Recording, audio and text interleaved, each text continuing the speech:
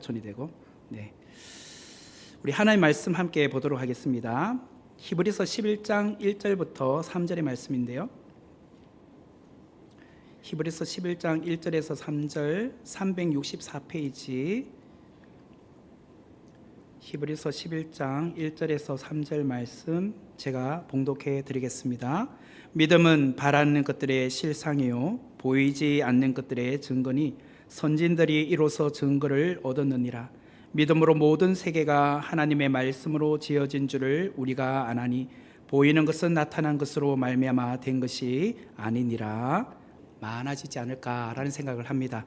오늘 히브리서 11장 1절에서 3절의 말씀으로 믿음이란 제목으로 귀한 은혜를 함께 나누겠습니다. 처음 예수님을 믿고 교회에 나와서 신앙생활을 하다 보면 교회에서 여러 가지 우리가 사용하는 기독교 용어들을 듣게 됩니다. 그 중에 가장 많이 듣는 용어가 있다면 할렐루야, 아멘 뭐 이런 기독교 용어가 아니겠습니까?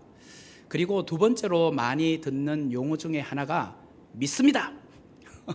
이 말을 많이 듣는 것 같아요. 우리가 기도할 때도 주여 믿습니다. 스에다가 강조를 하되 믿습니다. 어떻게 됐든 믿습니다. 이런 말을 자주 하지 않습니까? 그런데 여러분, 과연 믿는다는 것이 무엇일까요? 무엇을 믿는다는 것일까요? 세상에서 말하는 그 믿음과 우리가 성경이 말하는 믿음이 같을까요? 아니요, 다릅니다. 많은 크리스찬들이 세상적인 믿음과 성경의 믿음을 구별하지 못하는 것 같은데, 제가 오늘 성경적인 믿음이 무엇이며 세상적인 믿음이 무엇인지 초두에 한번 좀 정리를 하고 말씀드리겠습니다. 먼저 화면을 보시면 성경적 믿음이 아닌 것이 무엇인가, 제가 이렇게 단락을 이렇게 좀 띄운 것은 우리 김정전 목사님 뭐 할 때마다 화면 띄우더라고요. 그래서 저희 아내가 당신도 좀 뭔가 띄워봐.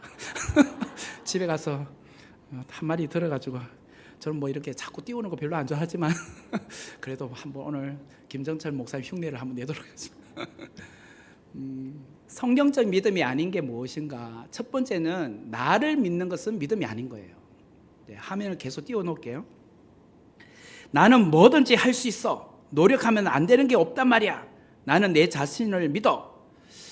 이런 말을 하는 사람들 있죠. 특별히 뭐 자수성가하신 분들은 이런 말을 참 많이 하는 것 같아요. 그런데 이런 인본주의적인 긍정적인 사고가 과연 믿음일까? 아니죠. 아무리 노력해도 안 되는 것이 훨씬 많다는 것을 우리는 많이 느끼지 않습니까? 아무리 잘 하려고 해도 나는 약점투성이고 실수투성임을 너무 잘 알지 않습니까? 그래서 오죽하면 빌립보서의 말씀을 보면 내게 능력 주시는 자 안에서 내가 모든 것을 할 수 있다, 이런 말을 하는 거 보면 나를 믿는 것은 믿음이 아니에요. 그리고 두 번째로 요행을 바라는 것은 믿음이 아닙니다. 어떻게 되겠지 뭐 산입에 거미줄 칠까? 언젠가 내게도 쨍 하고 했던 날 오겠지. 설마 망하기나 하겠어? 이런 식으로 설마가 사람을 잡아요. 이 요행을 바라는 것도 사실은 믿음이 아닙니다. 또한 세 번째로 대책 없이 낙관주의, 그것은 믿음이 아닙니다. 모든 건 시간이 해결해 줄 거야, 잘 될 거야, 무조건 그냥 세상살이를 낙관적으로 생각하고 있는 것, 이게 믿음일까요? 아니요. 세상에 보면 공중에 권세 잡은 마귀 사탄이 얼마나 우리를 유혹하고 넘어뜨리려고 하는데요. 우리가 전혀 예상하지 못했던, 예측하지 못했던 사고와 사건들이 얼마나 많이 일어납니까? 그렇기 때문에 대책 없이 낙관주의로 사는 것도 믿음이 아닙니다. 그렇다면 성경적인 믿음이 무엇인가? 믿음이란 구원의 열쇠입니다. 구원의 열쇠로서의 믿음은 하나님이 계신 것을 믿는 것, 하나님이 계시다는 것을 믿는 것, 그리고 그 아들 예수 그리스도께서 우리를 위하여 십자가에 죽으심으로 우리의 죄를 사해 주신 것, 이걸 믿는 것, 이 두 가지예요. 하나님이 살아계신다는 것을 믿는 것, 또 그 하나님이 그의 아들 독생자 예수 그리스도를 우리를 위하여 십자가에 내어주시고 우리가 구원받았다는 것을 믿는 것, 이게 성경적인 믿음이라는 거예요. 오늘 우리가 믿음을 잘 정리를 하셔야 됩니다. 올 한 해 우리가 2026년 표어로 오직 믿음으로 살리라 라고 하지 않았습니까? 성경은 늘 믿음이라는 단어를 많이 강조하는 것 같아요. 특별히 이 믿음에 대해서 가장 많이 언급하고 있는 성경책 또 장을 꼽으라면 히브리서 11장입니다.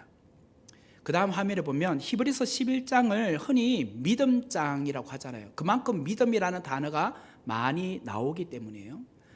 믿음이 히브리서 11장에는 26번 나오고, 그리고 믿음으로라는 말까지 붙여서는 19번 답니다. 그러니까 전체적으로 보면 45번 이렇게 믿음이라는 단어가 들어가 있단 말이에요. 그러니까 얼마나 믿음이라는 단어를 많이 쓰고 있으면 히브리서 11장을 믿음장이라고 할까요? 히브리서 기자는 믿음장인 히브리서 11장의 믿음이라는 단어에 대해서 정의를 내리고 있습니다. 믿음이 뭔가? 히브리서 11장이 말하는 믿음은 1절에 소개되어 있습니다. 믿음은 바라는 것들의 실상이요 보이지 않는 것들의 증거다. 히브리서 기자가 말하는 믿음은 바라는 것들의 실상이고 보이지 않는 것들의 증거다. 이렇게 믿음에 대해서 정의를 내리고 있습니다. 그러면 먼저 믿음이 뭔가? 첫 번째는 믿음은 바라는 것들의 실상입니다. 바라는 것들의 실상. 자, 그러면 여기서 믿음이란 바라는 것이라고 했어요. 바란다는 것은 과거, 현재, 미래 시제 중에 어디가 맞을까요? 어느 시제일까요? 바란다? 그렇죠. 여러분 딱 다 맞추잖아요. 미래잖아요. 과거에 일어난 사건을 바라보면서 그걸 믿음이라고 말하지 않습니다. 과거에 지나간 일이 그잖아요. 그거는 추억이라고 합니다. 역사라고 합니다. 그러면 현재 일어나고 있는 일도 믿음이라는 단어로 쓰지 않습니다. 믿음이란 미래와 연결되어 있습니다. 바라는 것. 아직 일어나지 않는 미래의 것이기 때문에 나는 어떻게 될까? 바라는 거죠. 그렇기 때문에 이 바라는 것에 있어서 우리가 필요한 도구가 있는데, 바라려면 어떤 통로가 있어요. 무슨 연결고리, 그 도로가 있는데요. 그걸 뭐라고 하냐면 믿음이라는 통로를 통해서 바라보는 거예요. 그래서 도구가 있다. 미래를 바라보기 위해서는 우리가 믿음이 필요하다는 거예요. 미래에 대한 불확실성, 그리고 불안함, 두려움이 다 있습니다. 그렇지만 믿음이라는 것을 통해서 한 걸음 한 걸음 나아가다 보면 그것이 내가 바라는 소원하는 것에 가 있다는 거예요. 그리고 미래라는 것은 소망과도 직접적으로 연결되어 있습니다. 바란다는 것은 소망하기 때문에 바라는 거죠. 학생이 공부하는 이유가 뭘까요? 미래에 대한 소망이 있기 때문에 공부하는 거 아닙니까? 미래에 대한 소망이 없는데 어떻게 공부를 해요? 내가 열심히 공부해서 뭐가 되겠다, 그런 소망을 두고 지금 인내하면서 공부를 하는 거 아닙니까? 사업하시는 분도 아침 일찍 나가서 늦은 시간까지 매일같이 그냥 열심히 일하는 것도 내일에 대한 소망이 있으니까.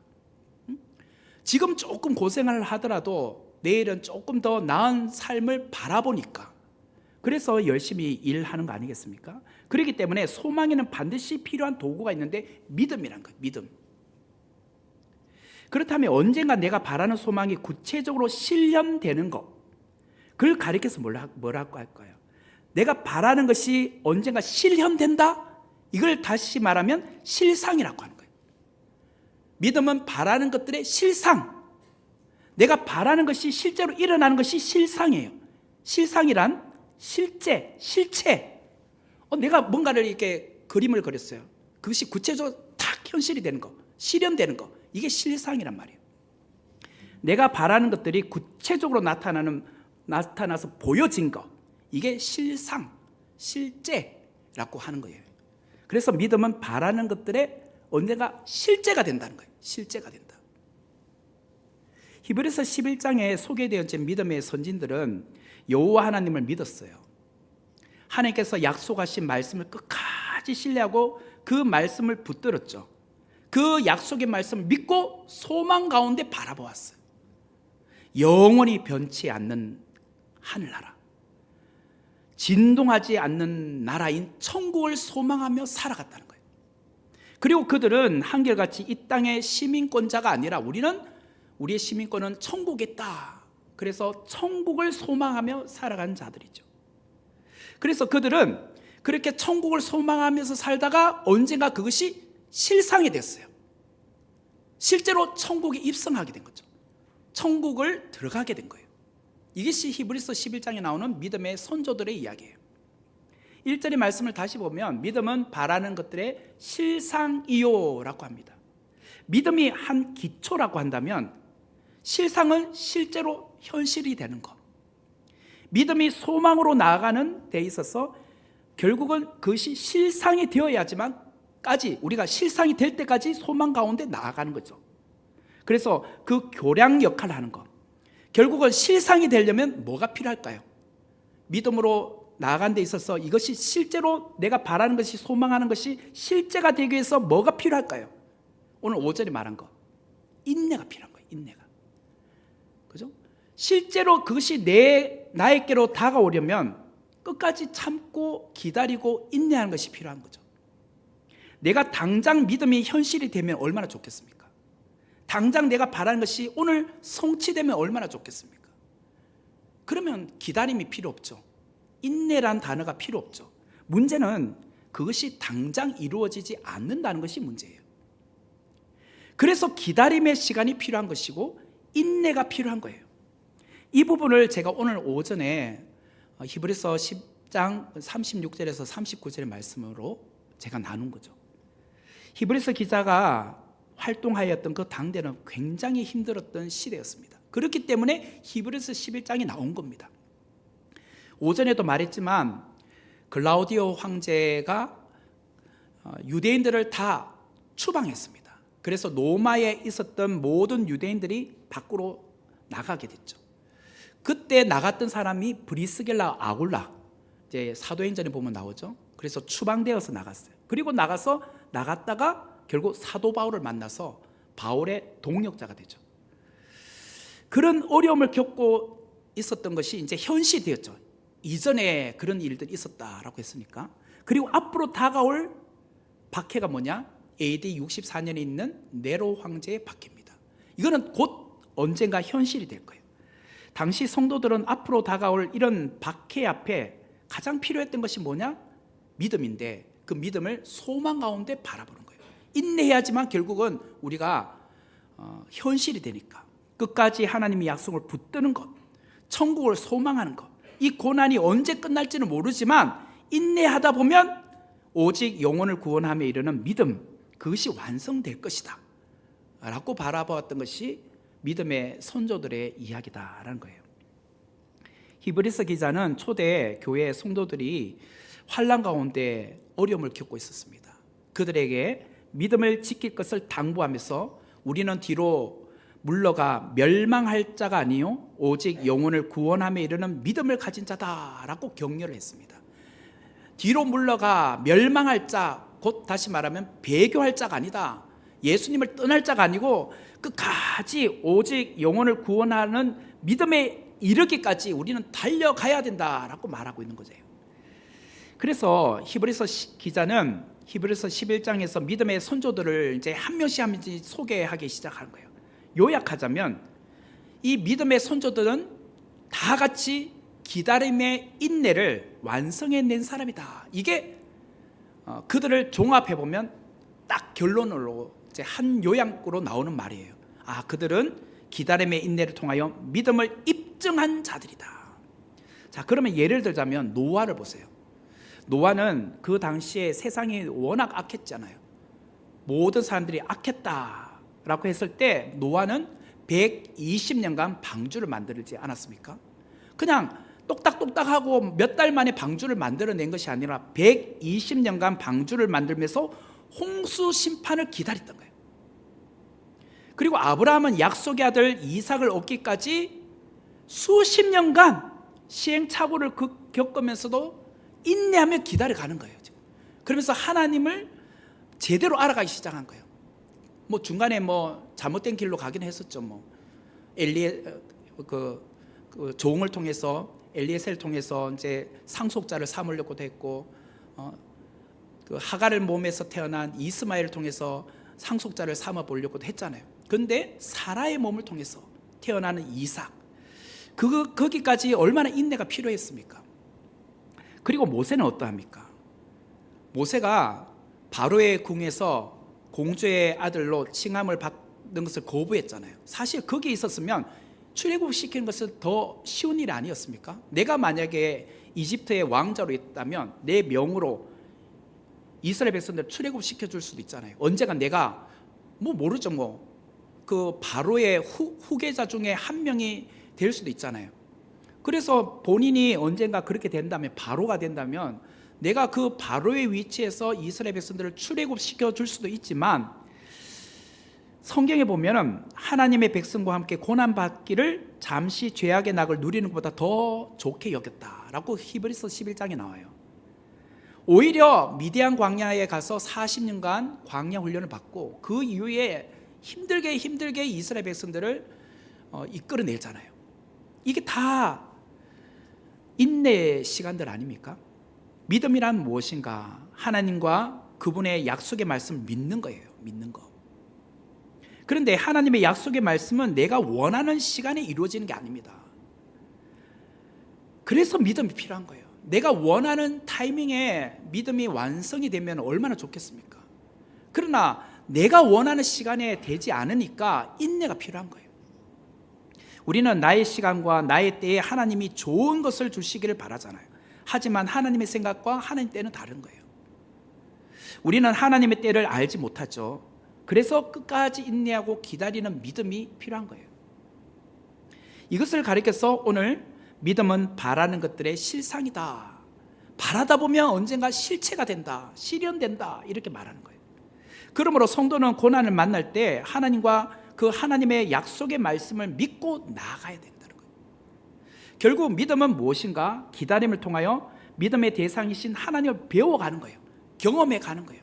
그래서 여러분들이 믿음을 이렇게 보세요.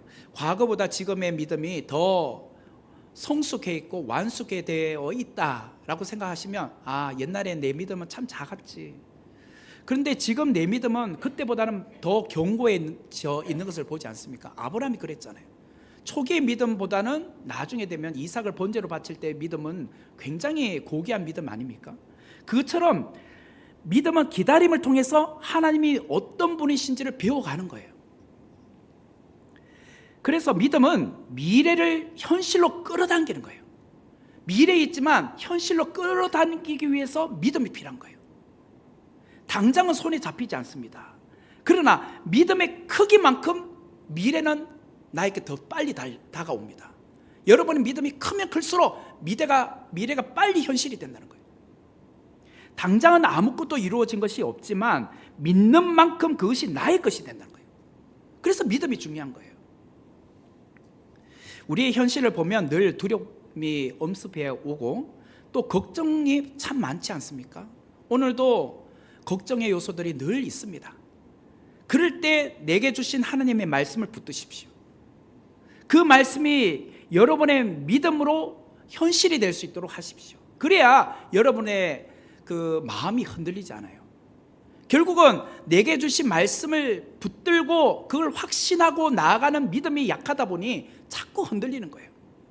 제가 개척하기 전에 하나님께서 저에게 주셨던 말씀이 있어요. 그 말씀이 시편 119편 105절의 말씀인데, 그 말씀을 보면 주의 말씀은 내 발의 등이요 내 길의 빛이니이다, 이 말씀이에요. 이게 제가 개척하기 전에 하나님께서 저에게 주셨던 말씀이에요.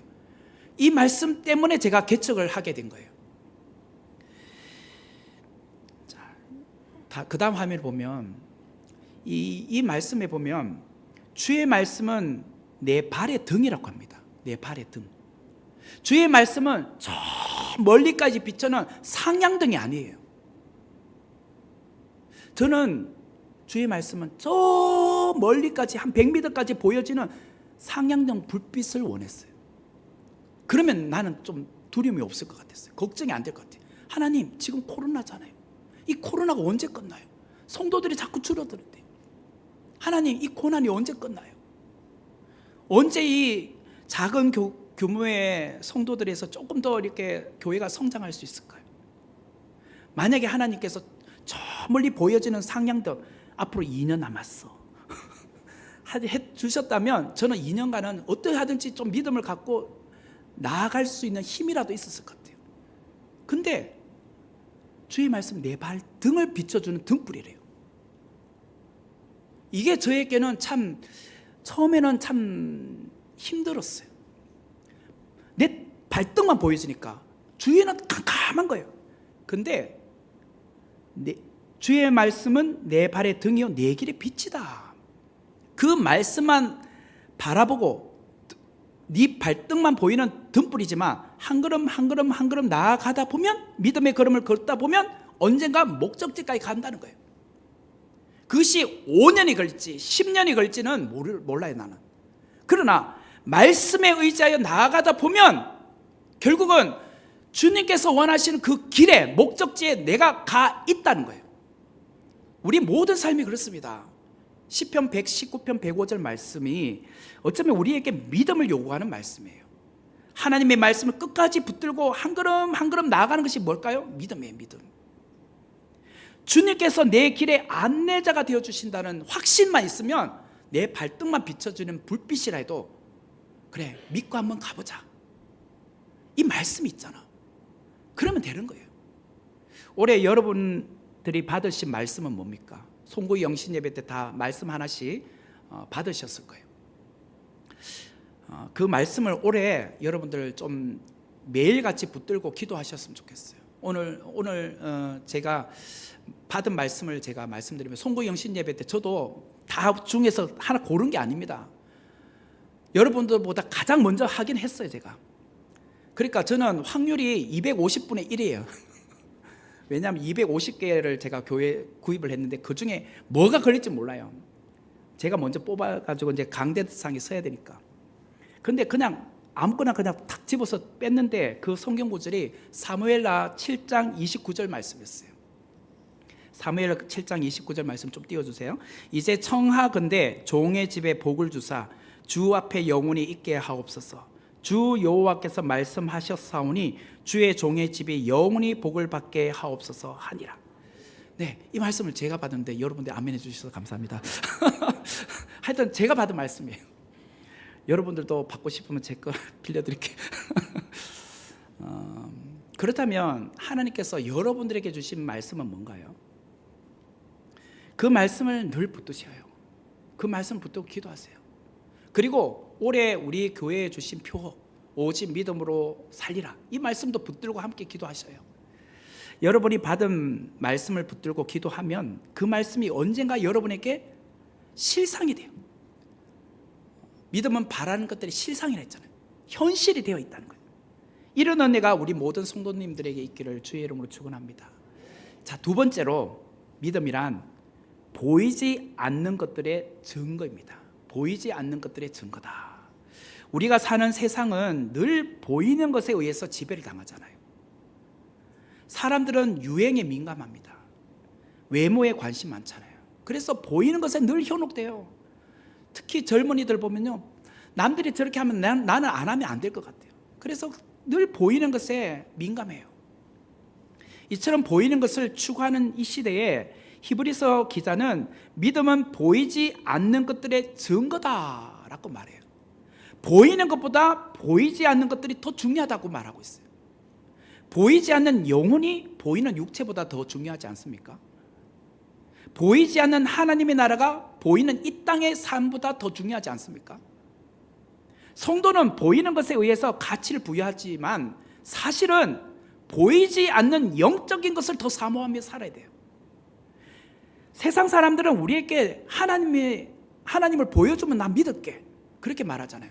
하나님 보이지도 않는데 내가 어떻게 믿어? 보이지 않고 어떻게 하나님의 존재를 내가 믿을 수 있느냐? 라고 말하지만 사실 보이지 않는 것들이 더 귀하다는 것을 여러분 아셔야 돼요. 우리 눈에 보이는 외모보다 눈에 보이지 않는 내장이 더 중요하지 않습니까? 그죠? 속 안에 있는 것이 탈이 나면 큰일 나는 거 아닙니까? 예수님의 제자 중에 도마, 정말 우리가 잘 알다시피 도마는 예수님이 오셨을 때 그 자리에 없었어요. 제자들이 야 도마야, 우리 부활하신 예수님 만났어, 라고 했을 때 도마는 뭔 소리야? 너희들이 환상을 본 거지. 말도 안 되는 소리 하지 마. 내가 그의 손에 못자국을 보며 내 손가락을 그 못자국에 넣어보며 내 손을 그 옆구리에 넣어보지 않고는 절대 믿을 수 없어. 보고 믿겠다는 거예요. 보고 믿겠다. 그때 주님께서 도마에게 나타나셨어요. 8일 뒤에, 일주일 뒤에 나타나셔서 무엇이라 했느냐? 요한복음 20장 29절 말씀인데요. 예수께서 이르시되 너는 나를 본 거로 믿느냐? 보지 못하고 믿는 자들은 복되도다 하시니라. 보고 믿느냐? 보지 못하고 믿는 자들은 더 복되대요. 하나님은 우리의 육안으로 볼 수 없잖아요. 그게 믿음이에요. 그래서 믿음은 보이지 않는 것들의 증거다. 이 증거다라는 말이 중요해요.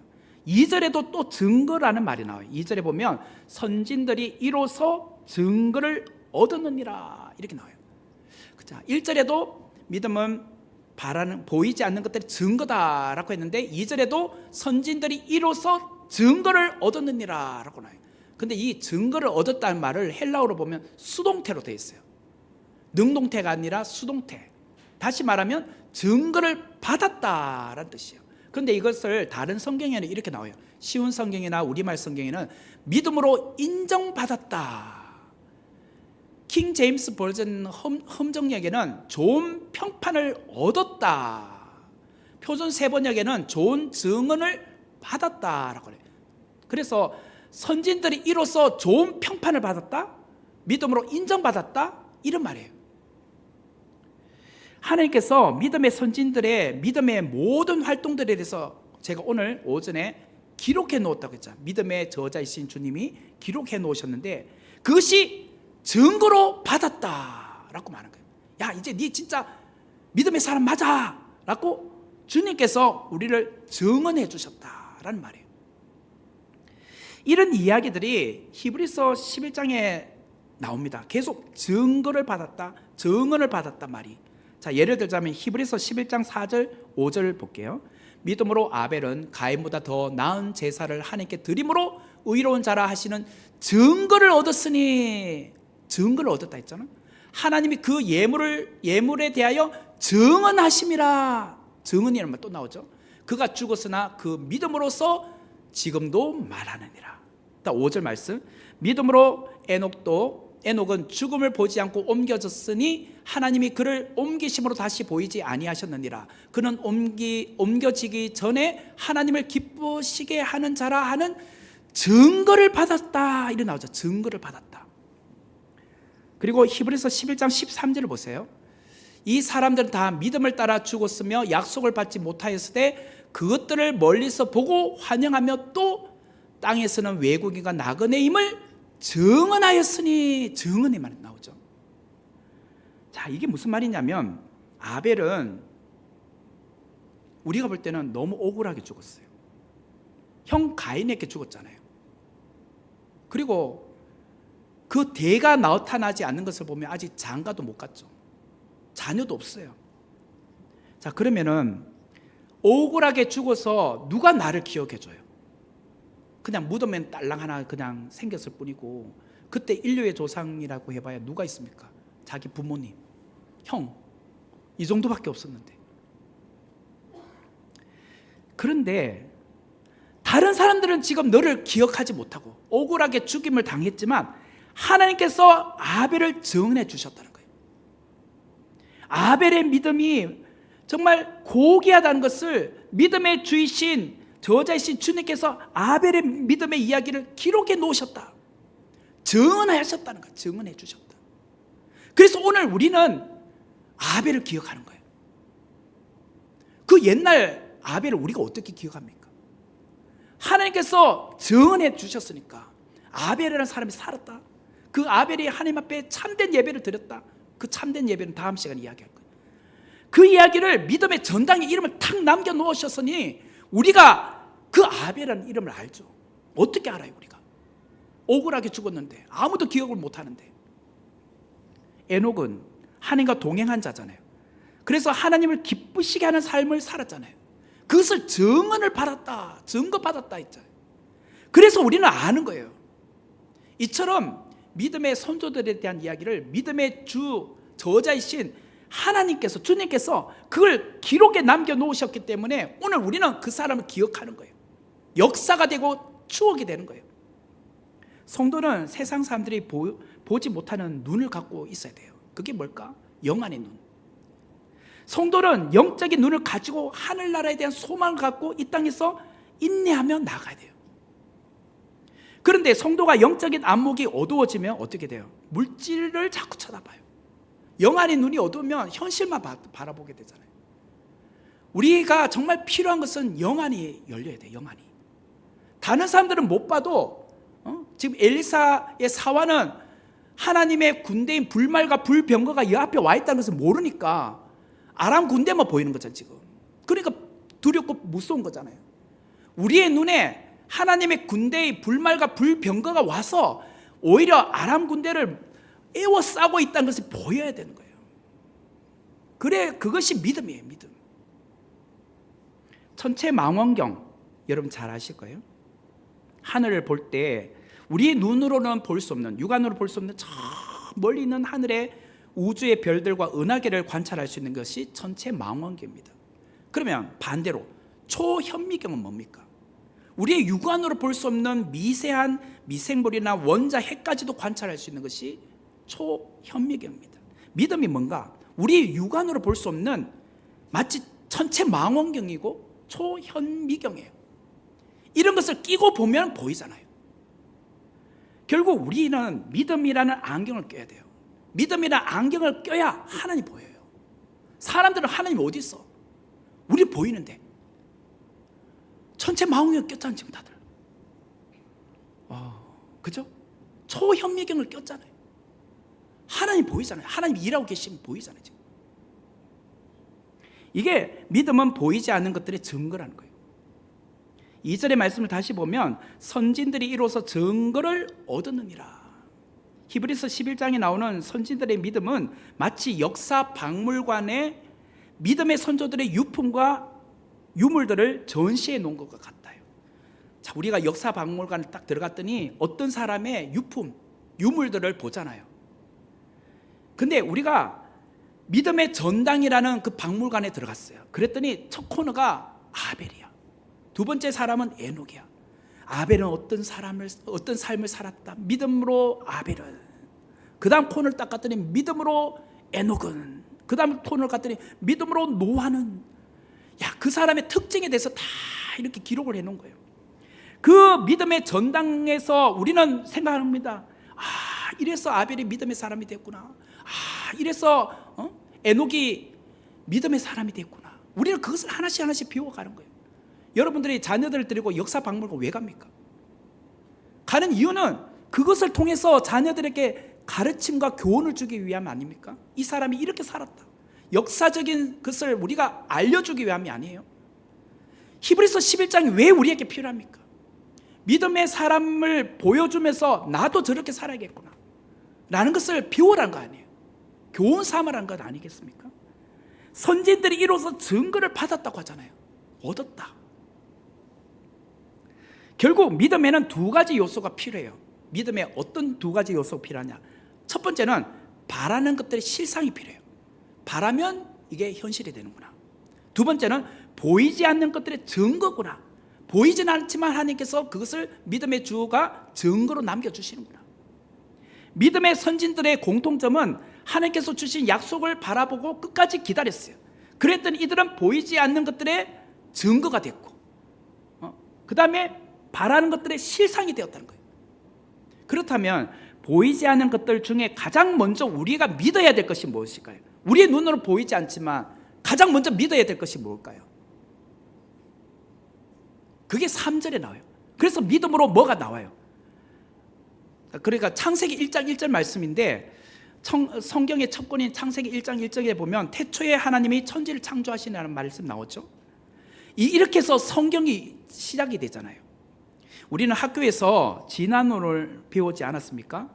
그래서 하나님께서 온 우주 만물을 창조하셨다라는 말씀과 너무나도 대치돼요. 창조론을 믿기가 어려워요. 그런데 우리는 믿음이라는 안경을 끼고 보니까 태초에 하나님이 천지를 창조하셨다는 것이 믿어지는 거예요.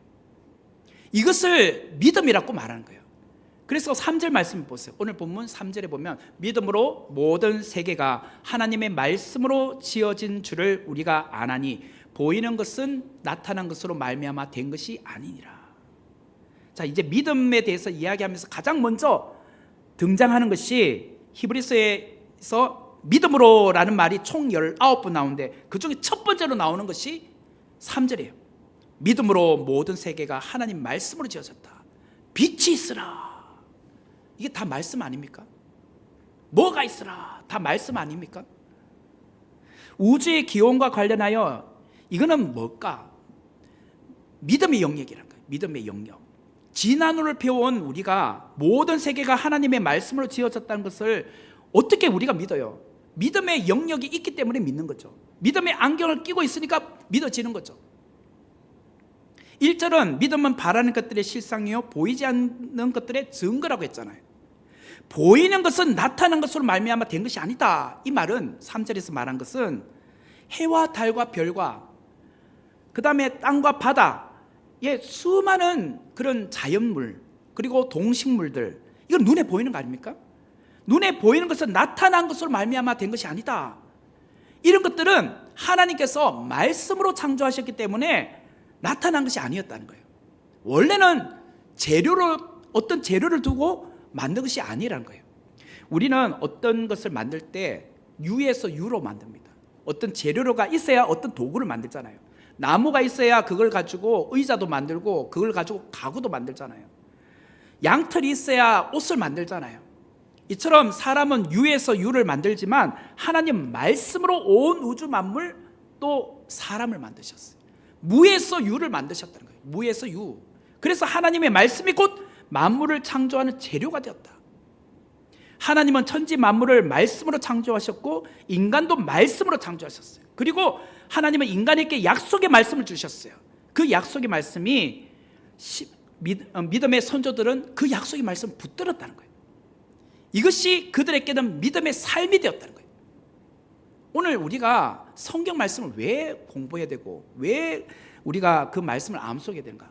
약속의 말씀이잖아요. 믿음의 선조들은 그 약속의 말씀을 붙들었잖아요. 그것이 현실이 되었잖아요. 오늘 우리가 필요한 것은 그 약속의 말씀을 기억하고 붙드는 거예요. 여러분은 하나님이 하신 말씀을 전적으로 믿으십니까?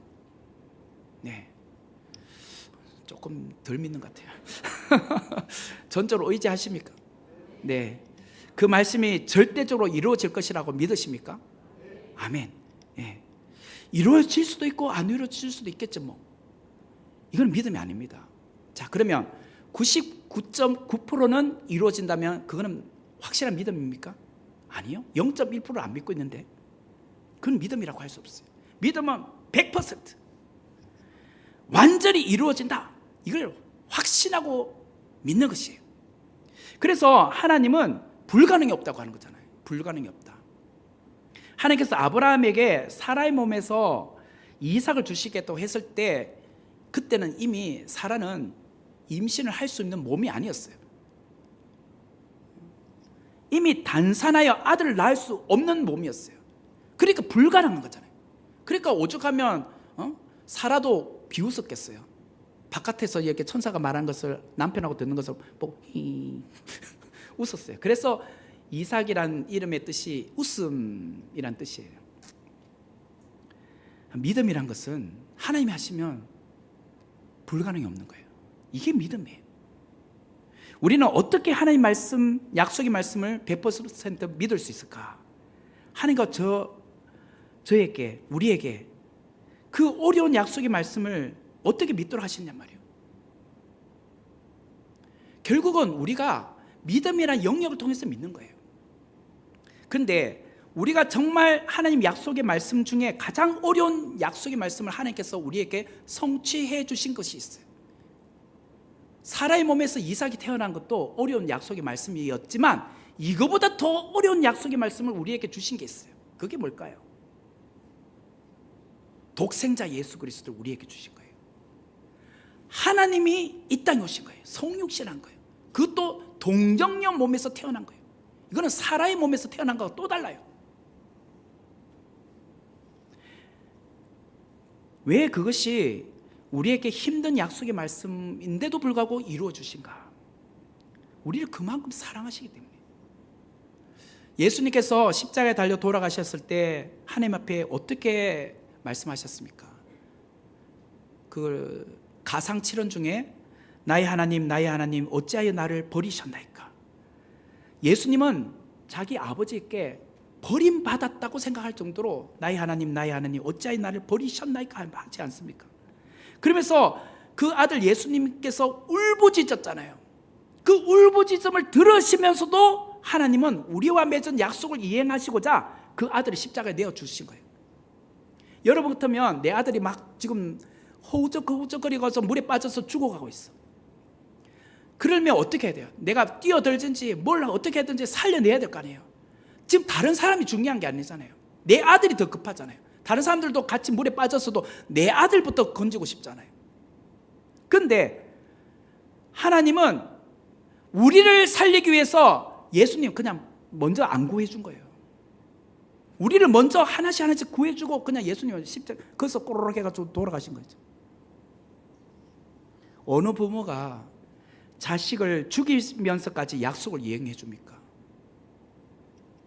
저 같으면 약속을 파기합니다. 그냥 내 아들 지금 생사가 걸린 문제에 무슨 약속이 중요하냐고. 그거 없었던 걸 하자고.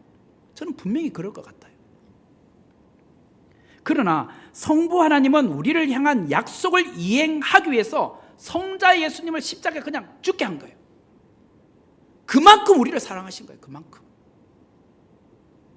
로마서 8장 31절과 32절 말씀, 그런즉 이 일에 대하여 우리가 무슨 말하리요? 만일 하나님이 우리를 위하시면 누가 우리를 대적하리요? 자기 아들을 아끼지 아니하시고 우리 모든 사람을 위하여 내주신 이가 어찌 그 아들과 함께 모든 것을 우리에게 주시지 아니하겠느냐? 우리는 하나님께서 이행해 주신 그 십자가의 약속을 보면서 우리의 현실로는 보이지 않지만 신실하신 그 하나님 약속의 말씀, 그걸 믿어야 되잖아요. 그게 믿음이란 거예요. 히브리서 11장 16절의 말씀을 보면 그들이 이제는 더 나은 본향을 사모하니 곧 하늘에 있는 것이라. 이러므로 하나님이 그들의 하나님이라 일컬음 받으심을 부끄러워하지 아니하시고 그들을 위하여 한 성을 예비하셨느니라. 더 나은 본향은 천국입니다. 하늘나라. 천국은 하나님께서 우리에게 약속하신 나라예요. 우리는 하늘나라 천국을 사모하며 이 땅을 사는 자들 아닙니까? 그러므로 우리는 이 땅에서 천국을 소망하며 바라보며 믿음의 삶을 살아야 될 줄 믿습니다. 때로는 환난이 오고 고난이 올 수도 있습니다. 원치 않는 시련이 올지라도 하나님의 신실한 약속의 말씀을 붙들고 끝까지 믿음으로 나가야 되지 않겠습니까? 오직 의인은 믿음으로 말미암아 살리라. 바로 그겁니다. 오늘 우리가 다시 한번 붙들어야 될 건 믿음. 오직 의인은 믿음으로 말미암아 산다. 그 약속의 말씀을 우리가 부여잡고 남은 인생 주와 동행하며 살아가는 자 되기를 주님의 이름으로 축원합니다. 이 말씀을 생각하시면서 믿음이 없이는 기쁘시게 못하나니 같이 찬양하도록 하겠습니다.